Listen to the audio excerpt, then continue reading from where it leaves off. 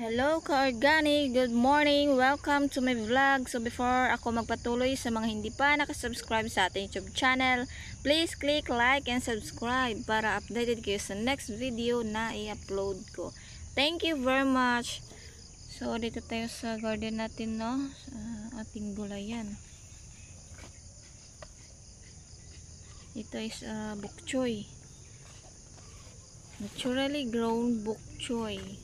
Masarap ito pang sabaw sa isda at saka yung sa mga meat type na mga karne, yung baka ba or etc.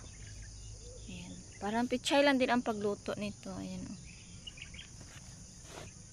Pero masarap ito siya sa pichay. Bok choy. Ayan. Masarap din ito ilagyan ng oyster lang. Tsaka igisa. Solve ang pamahaw, ang breakfast solve. Ayan, bok choy.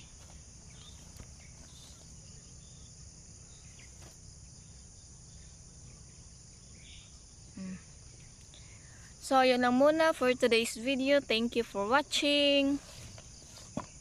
Go organic. Bok choy.